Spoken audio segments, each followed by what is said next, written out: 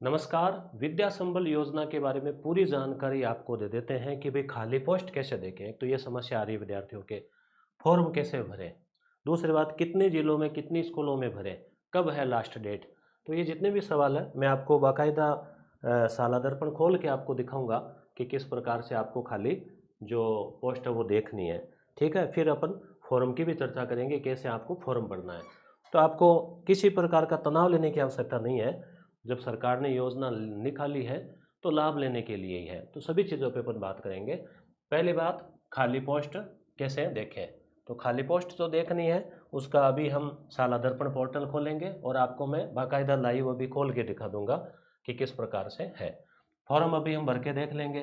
कितनी स्कूल से फॉर्म भरें तो इसकी कोई लिमिट नहीं है, आपकी कैपेसिटी है कि भाई आप फॉर्म की जितनी कॉपियाँ निकलो, 5, 10, 15, 20, फिर डॉक्यूमेंट की कॉपियाँ निकलो, उनको स्टेपल करो, फिर आप स्कूल में दे के आओ। तो मेरे ख्याल से आप 2-4 फॉर्म, 2-3 फॉर्म लगा देवें जो आपके नज़दीक सुइटेबल हो स्कूल, और जहां आपकी योग्यता के अनुसार पद खाली हो वो। ठीक है, लास्ट डेट क्या है। तो लास्ट डेट देखो इसकी बहुत कम दी गई है। अब आगे बढ़ाए नहीं बढ़ाए वो आगे की बात है। जो भी अब इंटरनेट और मीडिया के माध्यम से पता चला है कि 25 तारीख को ही इसमें जो है वो चीज़ें आई है, और कल 26 है, कल की छुट्टी है, और 27 जो इसकी लास्ट डेट है। तो 27 जो अगस्त है वो इसकी लास्ट डेट है। तो आप 27 तारीख कल छुट्टी का फ़ायदा उठाएं।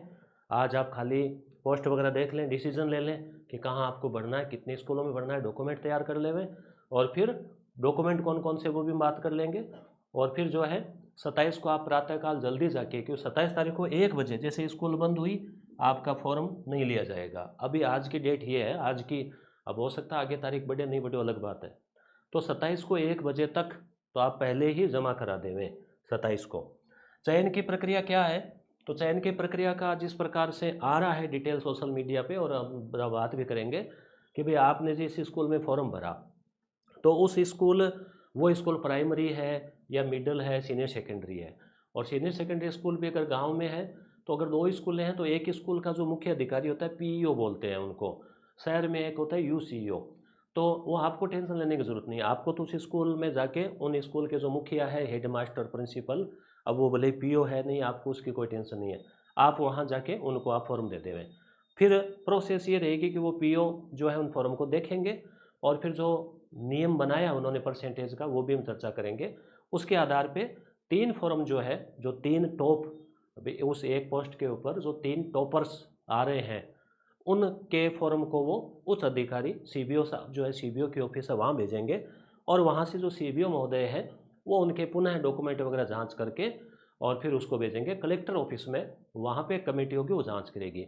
तो इस प्रकार से ये सीधी सीधी बात आ रही है कि भाई जैसे विद्यार्थियों के मन में रहता ही है, देखो स्वाभाविक है कि भाई अगर प्रिंसिपल के स्तर पे है या स्कूल स्तर पे है तो कोई व्यवस्था करवा दो, सेटिंग करवा दो या कोई लग जाए, तो ऐसा कुछ नहीं है, पारदर्शिता रहेगी पूरी। दूसरी बात, आपको पता है सोशल मीडिया का ज़माना है, और हर विद्यार्थी किसी दूसरे के भी वो पता ही रखता नहीं उसके कितने परसेंटेज थे, मेरे कम कैसे किए। तो मेरे ख्याल से इसमें किसी प्रकार की कोई गुंजाइश नहीं है। पूरा काम पारदर्शिता से होना है, तो टेंशन लेने की आवश्यकता नहीं है। आपके परसेंटेज अब काम आएंगे। ठीक है, फिर 10वीं 12वीं बीए एमए बीएड उसमें अलग अलग क्राइटेरिया है। L1 L2 के लिए अलग है, एल सेकेंड ग्रेड के अलग है, फर्स्ट ग्रेड के लिए अलग है। चयन की प्रक्रिया मैंने बता दी। अभी तक यही प्रक्रिया चल रही है कि आपके फॉर्म, जो टॉप 3 फॉर्म है वो डॉक्यूमेंट चेक करके परसेंटेज का, इसमें और कुछ है नहीं ज़्यादा। और बाकी डिग्रियों का भी इसमें कोई फ़ायदा नहीं है, जो मांगी है उसी का ही फ़ायदा है। तो अभी हम बात करेंगे कुछ अभी तक असमंजस भी है चीज़ों का, वो आगे क्लियर हो जाएगा। क्या फॉर्म भरना चाहिए, तो ये तो अब आपके ऊपर निर्भर है। देखो, अगर आपको नौकरी की आवश्यकता है, बेरोजगार हैं, आप प्राइवेट स्कूल में पढ़ा रहे हैं, तो उसके बजाय आप यहाँ एक अच्छा पेमेंट है तो आप भर दीजिए, कोई दिक्कत नहीं है। ये तो नहीं कि आपने भर दिया तो आपको छोड़ेंगे नहीं। आपको लगता है आपकी तकलीफ हो रही है, दूरी है, तो आप वापस भी छोड़ सकते हैं। और आप जो है ज़्यादा काम भी नहीं रहेगा। ज़्यादा का मतलब बहुत ज़्यादा वर्कलोड नहीं है। तो वर्कलोड नहीं है तो फिर आप साथ में तैयारी भी कर सकते हैं। मेन ये टेंशन रहती है कि साथ में तैयारी कर सकते हैं क्या। तो तैयारी तो आप स्कूल से आने के बाद भी समय मिलता है, उसमें भी कर सकते हैं। एक इकोनॉमिकली आपको संबल मिलेगा, और ये इसीलिए रखी है कि भी स्कूलों में जो पद खाली है उनको भर दिया जाए। अब विद्यार्थियों के मन में ये भी डाउट है कि क्या अब खाली, यानी वो भर्ती नहीं आएगी क्या। वो भर्तियाँ तो देखो आनी है। अब जैसे फर्स्ट ग्रेड है, इनके रिजल्ट आने हैं तो ये लगेंगे, इनको ज्वाइनिंग मिलेगी। तो ये मान लो जितने भी है 5,000 है, तो जिन जिन स्कूलों में जाएंगे और वहाँ ऑलरेडी अगर कोई विद्या संबल से लगा हुआ है तो वो हट जाएगा और वो आ जाएंगे। ऐसे सेकंड ग्रेड है तो ये अभी पाइपलाइन में इनके रिजल्ट आएंगे और रिजल्ट आते ही फिर ये इतने लोग जैसे ज्वाइन करेंगे तो वो हट जाएंगे। अब फर्स्ट ग्रेड सेकंड ग्रेड की बात तो हो गई। ट्रांसफ़र से अब आने के चांस बहुत कम है क्योंकि तबादले लगभग हो गए हैं। तो सीधी भर्ती वाले जो है वो 6 महीने बाद 7-8 महीने बाद जब भी आते हैं तब तक तो आपकी यहाँ रहनी है। दूसरी बात, आप वाले स्कूल में वहाँ कोई आए या नहीं आए वो आगे की स्थिति है कि भाई हर स्कूल भर जाएगी ऐसा तो है नहीं, तो वो दूसरी ये संभावना। फिर तो इस तत्व की बात हो गई। ग्रेड थर्ड में अगर आप फॉर्म लगा रहे हैं तो वहाँ थोड़ा सा ज़्यादा टाइम आप कर सकते हैं सर्विस, क्योंकि ग्रेड थर्ड में अभी सीधी भर्ती आएगी, उसमें टाइम लगेगा, भर्ती आएगी उसमें फिर एग्ज़ाम होगा, हो सकता है रेट पर भी करवाएं, ठीक है।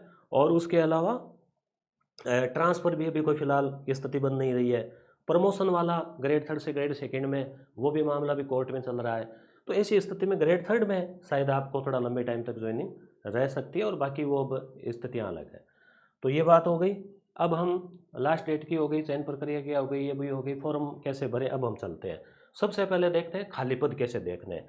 देखो खाली पद या तो जैसे मान लो आप जिस स्थान के हैं, जैसे मैं सुजानगढ़ से हूँ तो प्राथमिकता ये होती है कि आसपास देखें। अब आसपास मान लो आप जिस सब्जेक्ट के हैं वहाँ पद खाली नहीं है तो थोड़ा अड़ोस पड़ोस में देखेंगे, अड़ोस पड़ोस के गांव में या आपके कोई रिलेटिव है वहाँ पे, या फिर आपको सिटी के पास जाना चाहेंगे तो या तो वहाँ जैसे स्कूल है तो स्कूल से पूछ के पता करें, तो वो एक लंबी प्रोसेस है। भाई स्कूल बंद हो गई, उन्होंने बताया नहीं बताया, आपके पास कॉन्टैक्ट नंबर नहीं है और है, तो आप सीधा आप अपने मोबाइल में आपके पास ही है। देखो आपको क्या करना है, आप गए गूगल पे, गूगल पे जाके आपको लिखना है सीधा साला दर्पण। कोई सा भी पेज खोल लो, देखो नया खोल के आपको दिखा देता हूँ। आपने जैसे ही यहाँ पे लिखा साला दर्पण, साला दर्पण खुल गया, गवर्नमेंट ऑफ राजस्थान इस पर टच किया, ठीक है, ये पेज आ गया मेन पेज। फिर नीचे जाओ, देखो ये स्कूल्स, इस पे गए, ये स्कूल वाला पेज आ गया। अब देखो ये रहा search by dice nice pin code. तो आपको क्या है, एलिमेंट्री स्कूल देखनी है या सेकेंडरी देखनी है, यानी प्राइमरी और 10वीं तक की, या आपको पीओ स्कूल देखनी है। पीओ का मतलब उस गांव की 12वीं तक की स्कूल है। अगर दो स्कूल हैं तो एक जो स्कूल के प्रिंसिपल होते हैं उनको वहाँ का मुखिया बनाया जाता है, पंचायत प्राथमिक शिक्षा अधिकारी। तो पीओ स्कूल देख सकते हैं, मॉडल स्कूल देख सकते हैं, महात्मा गांधी वाली देख सकते हैं। तो मैं एलिमेंट्री ये ले लेता हूँ, ठीक है, या फिर पीओ स्कूल ले लेते हैं, ये एलिमेंट्री ले लेते हैं, चलो ठीक है। अब आपको क्या करना है, दो तरीके हैं, या तो आप पिन कोड लगा के कर लो या फिर आप ऐसे डिस्ट्रिक्ट से आप कौन से जिले का, जैसे मान लो मैं चूरू का देख लेता हूँ। चूरू, चूरू में कहाँ का देखेंगे, ब्लॉक आ गए रतनगढ़ राजगढ़ में, चूरू, चूरू में सुजानगढ़ कर देता हूँ। अब ये सेकेंडरी स्कूल की प्राइमरी सेकेंडरी देख लेते हैं। अब यहाँ पे कैप्चा लगा दो, कैप्चा लगा देते हैं, ठीक है।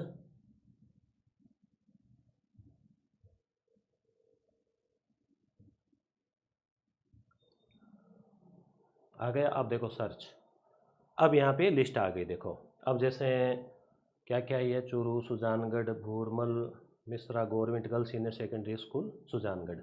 चलो मैं इस पे कोई सी भी अपन रेंडमली एक बार, जैसे ये भीमसर गर्ल्स, ये गर्ल्स गर्ल्स स्कूल आई है यहाँ पे। चलो अपन कोई सी भी रेंडमली आपको समझाने के लिए अपन कर लेते हैं। जैसे ये भीमसर वाली, इस पे अपन टच करते हैं। जैसे आप टच करोगे ये डिटेल आ गई स्कूल की, हेड मास्टर कौन है, ये सार्वजनिक जानकारी है, कोई प्राइवेट नहीं है, कोई भी देख सकता है। व्यू मोर, व्यू मोर पे किया, ये स्कूल की डिटेल आ गई। अब अपन नीचे देखेंगे तो ये स्टाफ ऑफ स्कूल। अब जैसे ये प्रिंसिपल मैडम है। अब ये देखो यहाँ पे सीनियर टीचर हिंदी की खाली है, सीनियर टीचर इंग्लिश खाली है, सीनियर टीचर साइंस खाली है, सीनियर टीचर मैथमेटिक्स के गुरुजी है यहाँ लगे हुए। अब सीनियर टीचर सोशल साइंस खाली है। तो इस प्रकार से देखो ये खाली, जो खाली है उसका आगे कोई डिटेल नहीं है, न फोटो है न नाम है, तो आप समझ गए कि ये खाली है। अब आप अगर पात्रता है तो आप उसको आवेदन कर सकते हो। तो इस प्रकार से आप घर बैठे खाली पोस्ट छांट लो, 5-10, 1-2 जितना भी आपको जैसे लगे, और फिर जो है आप जो 1 या 2 3 जो आपकी इच्छा है, 1 लगाओ 2 लगाओ, वो आप लगा सकते हो। क्लियर हो गई। अब हम देख लेते हैं फॉर्म वगैरह की बात, किस कैसे फॉर्म का क्या करना है। तो ये तो अब एक विज्ञापन संख्या अगर मांगे तो आप ये लिख देना, लिखो तो ये वाली विज्ञापन संख्या हो गई। और उसके बाद में ये चर्चा तो हमने पिछले वीडियो में कर ली थी कि भाई ये 2021 वाली जो है ना, ये वाली डिटेल है, ये आप पढ़ लेना, टेलीग्राम पे भेज रखा है। मानदेय वगैरह तो खूब चर्चा हो गई। मानदेय में भी वो थोड़ा सा ये देखेंगे कि मान लो योग्यता तो है, परंतु हो सकता है वो पढ़ा की भी देख लें, वो अंतिम चयन की स्थिति है। तो वो ऐसा नहीं कि बस आपने फॉर्म भर दिया और 3 में से सिलेक्ट हो गए तो फाइनल ही है। दूसरी कि इसमें बार बार कहा गया है कि ये अस्थायी है, इसमें ऐसी संभावना नहीं है कि भाई जैसे विद्यार्थी मित्रों को फिर परमानेंट कर दिया तो अपन ये सोचें कि भाई आगे परमानेंट के कोई चांस है, तो वो बिल्कुल भी नहीं है, क्योंकि आपसे शपथ पत्र वगैरह ले रहे हैं। अब ये जैसे नागौर का आ रखा है, बीकानेर 12 का आ रखा है, भीलवाड़ा का आ रखा है, तो यहाँ पे देखो विद्यालय स्तरीय चयन समिति का गठन 24 तारीख को ही हो गया था, होना था, और ये तो विद्यालय का 2 मिनट का काम होता है, मान लो जब भी करें तो ये हो गया। उसके बाद में मेन चीज़ देखो क्या है, ये विद्यालय के एवं अधीनस्थ विद्यालयों के शाला दर्पण पोर्टल पर प्रदर्शित व्याख्याता वरिष्ठ अध्यापक अध्यापक के रिक्त पदों की सूची प्रकाशित करना, और पात्र अभ्यर्थियों को भरे हुए आवेदन पत्र प्राप्त करने की अंतिम तिथि 25 से 27 दोपहर 1 बजे। ठीक है, तो समझ गए आप, 27 लास्ट है। दूसरी बात क्या है इसमें आगे कि रिक्त पद वैसे तो स्कूल में भी आपको बता देंगे, या स्कूल के आगे हो सकता है आपको चस्पा किया हुआ मिल जाए डिटेल, पर आप अपने मोबाइल से ही पता कर लो भले। ठीक है, अब है विद्यालय स्तर की कमेटी द्वारा आवेदनों की जांच और निर्धारित मेरिट के आधार पर प्रत्येक रिक्त पद पर 3 अभ्यर्थियों का चयन कर चयन सूची तैयार करना। ये आगे की प्रोसेस है, 29 को हो जाएगी, और फिर वो सूची सीबीओ कार्यालय में जाएगी, और उसके बाद में जो है जिला शिक्षा अधिकारी मुख्यालय में जाएगी, कलेक्टर ऑफिस में नहीं, डी ऑफिस में जाएगी, और फिर जिला स्तरीय कमेटी है वो चयन करेगी। बात क्लियर हो गई। तो आपका 27 तारीख तक का ही काम है। 27 को आप फॉर्म, अब 26 को कराओ, आज ही करा दिया होगा वो आपकी इच्छा है। अब आ जाती है बात फॉर्म की। तो यहाँ पे आप जिस लिख रहे हो राजकीय विद्यालय, विद्यालय का नाम लिख देना, वो आपने देख ही लिया, शाला दर्पण भी पूरा डिटेल मिल जाएगी। अब ये गेस्ट फैकल्टी है, आवेदित पद आप कौन सा है, ग्रेड 3 है, ग्रेड 2 है, ग्रेड अनुदेशक है, प्रयोगशाला सहायक है, तो आप यहाँ पे आगे ऐसे लिख देना, अभी ग्रेड 3, फोटो चिपका देना और ऐसे साइन कर देना आगे। फिर आवेदित विषय लिख दो आप, जैसे मान लो ग्रेड 3 से आप हिंदी से कर रहे हैं, हिंदी, विद्यालय का नाम लिख दो, पंचायत समिति लिख दो, विज्ञप्ति संख्या। अब विज्ञप्ति संख्या वैसे तो स्कूल वाले अगर लिखा निकालते हैं तो वो होता है, तो इसको आप एक बार खाली छोड़ देना भले, नहीं तो वो विज्ञापन आपको दिखाया था, ये टेलीग्राम पे भेज रखा है मैंने, ये वाली ये वाला ये लिख देना, और तो क्या है, क्यों यहाँ कोई स्पष्ट है नहीं, और कुछ में है कुछ में नहीं दे रखा है, फॉर्म के फॉर्मेट भी थोड़े अलग अलग चल रहे हैं। फिर आपका नाम हो गया, पिता का नाम, माता का नाम, जन्म तिथि, आवेदित दिनांक को, आयु, हालांकि इसमें आयु सीमा कुछ नहीं है, श्रेणी, स्थायी पता, पत्र वर्ग पता, mobile number, WhatsApp number, email, इसमें कोई दिक्कत नहीं। अब आगे चलते हैं अपन, जैसे ये आपकी योग्यता हो गई 10वीं 12वीं विषय। अब किसी के ग्रेडिंग सिस्टम है तो ग्रेडिंग लिख देना। अब ग्रेडिंग में वो क्या रखते हैं वो थोड़ा देखना पड़ेगा, परसेंटेज वगैरह का। फिर ये स्नातक, स्नातकोत्तर, बीएड, अन्य कोई डिप्लोमा, रीट हो, नेट सेट हो, हालांकि नेट सेट के यहाँ परसेंटेज का तो अभी फिलहाल कुछ नहीं रखा गया, हो सकता है किसी 2 विद्यार्थियों के बराबर प्रतिशत हो तब कोई उच्च योग्यता वो क्या रहता है, वो अब जिला स्तरीय कमेटी तय करेगी। भाग 3 शिक्षण, गेस्ट फैकल्टी अनुभव, अगर आपका कोई अनुभव है तो वो भी आप यहाँ पे डाल सकते हो। कॉलेज वाले जो है ना, महाविद्यालय, उसकी फिर विज्ञप्ति आपको अलग से देखने को मिलेगी, उसका कोई सोशल मीडिया पे अभी कुछ आ नहीं रहा, तो उसका कोई होगा तो अलग से बता देंगे। फिर ये आपके साइन वगैरह हो गए, हर पेज पर आपको साइन करने हैं, प्रत्येक पेज पर, ये ध्यान रखना, फॉर्म के और डॉक्यूमेंट के भी प्रत्येक पेज पर करने। फिर ये प्रमाण पत्र हो गए, श्रेणी का प्रमाण पत्र, यानी आप ओबीसी है, एससी है, एसटी है, क्या हो गया, कुल पृष्ठ, जैसे ओबीसी का एक ही पेज का होता है तो एक, संलग्न संख्या आपने फॉर्म के सबसे पहले पीछे ओबीसी का लगाया है तो 1 नंबर पे आपने 10वीं लगाई है तो 1 2 3 4, जैसे 10वीं वाली 1 नंबर पे थी, ओबीसी वाले को मान लो आपने 5 नंबर पेज दिया तो संलग्न संख्या 5 ऐसे कुछ कर देना। दिव्यांगता प्रमाण पत्र, आधार, कक्षा 10 की अंक तालिका, या फिर जन्म प्रमाण पत्र, 12वीं की अंक तालिका, स्नातकोत्तर आपके पास जो है वो लगा देना, और मूल निवास, पासपोर्ट साइज फ़ोटो। अब ये जांच सूची है, देखो क्या सभी प्रमाण पत्रों पर आवेदक के हस्ताक्षर है। अब आपने नहीं किए फिर आपको बुलाएंगे थोड़ी कि वापस आओ भी, आप मान लो दूर के हो तो फिर वो फॉर्म रिजेक्ट हो सकता है। तो आपको क्या करना है, सभी प्रमाण पत्र पर आपको खुद के साइन करने हैं, फोटोग्राफ पर साइन है, आवेदन पत्र के सभी पृष्ठों पर हस्ताक्षर है, क्या आवेदन पत्र सभी खाने भर गए हैं, जो लागू नहीं उस पर लिख देना लागू नहीं, और प्रमाण पत्रों की सूची तैयार कर दी, प्रमाण पत्रों की सूची में और संलग्न पर संलग्न संख्या अंकित कर दी। जैसे आपने मान लो डॉक्यूमेंट लगाया 10वीं की मार्कशीट, उसके ऊपर लगा दो 1, 12वीं की मार्कशीट है 2, जैसे पेज संख्या लगाते हैं ना वैसे, तो वो उससे क्या है कि कोई डॉक्यूमेंट बीच में से गायब हो या गुम हो जाए तो आपको पता रहे कि भी इतने डॉक्यूमेंट थे। दिनांक, आवेदक का नाम, पूर्ण पता, बस। अब ये शपथ पत्र है, इसको भी भर देना। इससे भी देखो पता चल रहा है आपके कि भैया मैं ये आवेदन कर रहा हूँ, ठीक है। मूल अभिलेख, अब मूल अभिलेख जो है ना वो भी आपको नहीं देने, मूल डॉक्यूमेंट, मूल तो गुम हो जाएंगे ना। मूल आपको जो फाइनल सिलेक्शन होगा तब आपकी जिस स्कूल में आप जाएंगे वो आपको चेक कर लेंगे, ठीक है। पर डॉक्यूमेंट किसी प्रकार का कोई आप फर्जीवाड़ा नहीं करें, सारी जो सही डॉक्यूमेंट है वही आप लगाएं। तो ये आप पढ़ लेना, देख लेना, इसमें कोई आपके दिक्कत नहीं है। अब वो चयन का आधार है ना वो और आपको दिखा देता हूँ एक पेज। अब देखो चयन की प्रोसेस जो है ना ये है, ये जैसे जो कुछ जिलों में आई है ना 12 और, तो उसके आधार पे है। तो ये उन्होंने रखा है, जैसे इसको आप समझ लेते हैं। देखो कि अगर L1 के लिए 1 से 5वीं तक पढ़ाने के लिए आप आवेदन करते हैं तो आपके 10वीं के जो नंबर है ना उनके 30%, 30% समझ गए। मान लीजिए 10वीं में आपके 60% नंबर है, 60.50 जो भी है, तो 60 गुणा 30 बट्टा 100 कर लो आप, तो 6 18, यानी 18 नंबर आपके जुड़ गए 10वीं के। अब मान लो आपके 70% है, गुणा आप 30 करेंगे तो 7 21 हो गए ना, तो 21 जुड़ गए। तो इस प्रकार से ये जो परसेंटेज है ना थोड़ा थोड़ा आपके डिफरेंस ले आएंगे। अब किसी के 50 है, किसी के 70 है। फिर आपके 12वीं के नंबर है उसके 40%। अब मान लो 12वीं में भी 60 है तो 6 चौक 60 गुणा 40 है 24 नंबर हो गए। स्नातक के यहाँ नहीं जुड़ेंगे, क्यों? क्योंकि बस 10वीं 12वीं L1 के लिए पढ़ा रहे हैं ना, तो 10वीं 12वीं और फिर B.Ed। अब B.Ed में क्या है 70 से लेके 80 के बीच मिलते हैं, पर फिर भी किसी के मान लो 70 है और किसी के 80 है तो भी फर्क आ जाएगा। मान लो 70 वाला है तो 7 21 नंबर जुड़े और 80 वाले के 24 जुड़ गए, तो फर्क आ गया ना 3 नंबर का। तो इस प्रकार से मेरिट बनेगी। अब है L2, तो इसके रखा है 10वीं में 20%, 12वीं में भी 20%, स्नातक में 30% और B.Ed है उसमें 30%। अब उच्च योग्यता का यहाँ कुछ नहीं है कि भी B.Ed है या मान लो नेट है, PhD है, तो कुछ दिया ही नहीं इन्होंने। ये 100% हो गए, 20 में 40 और 30 30 60 100।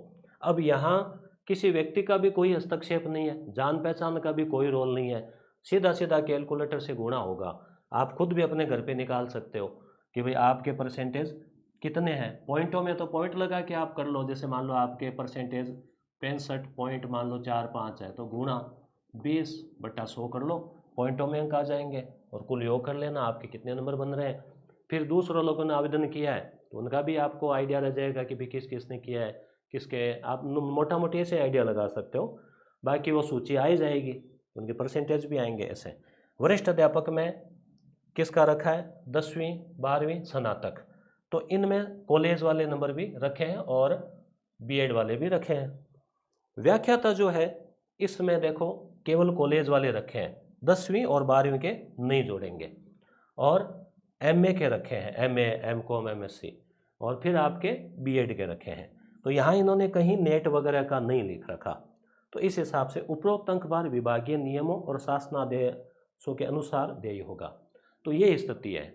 अब आपके मेरे ख्याल से सभी सवालों का जवाब आपको मिल गया होगा कि फॉर्म भरना कि नहीं भरना वो आपके ऊपर निर्भर है, कहाँ से भरना आपके ऊपर निर्भर है। खाली पोस्ट आप देख सकते हो घर बैठे साला दर्पण से। फॉर्म की कॉपियाँ निकाल लो, 1 2 3 जितना आपको भरना है, डॉक्यूमेंट की कॉपियाँ निकालो, सेट तैयार करके जाके स्कूल में दे के आ जाओ, ठीक है। और रिसिप्ट वगैरह लेने की मेरे ख्याल से कोई आवश्यकता नहीं है। स्कूल वालों को तो क्या है भाई, जितने फॉर्म आए हैं उनको इकट्ठा किया, उनमें से वो बस ये थोड़ा सा काम रहेगा, परसेंटेज निकाल ले, सूची बनाई कि भाई ये टॉप 3 आ रहे हैं, उनके डॉक्यूमेंट, और वो लिस्ट भेज दी कमेटी के साइन करके कि भाई हमारे अनुसार ये 3 टॉप 3 है। वो CB ऑफिस में गई और DO ऑफिस में गई और उनमें से वो एक की लिस्ट जारी कर देंगे। वो विद्यार्थी नहीं आता है तो फिर वो सेकंड वाले को बुलाएंगे, सेकंड वाले ने हो सकता है थर्ड वाले को बुलाएं, वो आगे की स्थिति है। तो हो गया। तो पारदर्शिता मेरे ख्याल से इसमें पूरी है। अब पद भी है और वेतन भी ठीक है, और बाकी तो बातें हो गई। फॉर्म आप भर ही देना, फोटो वोटो लगा देना, साइन कर देना। और भी आपके कुछ रह जाए पहले पूरा वीडियो देख लेना, फिर भी रहे तो आप कमेंट कर देना। धन्यवाद।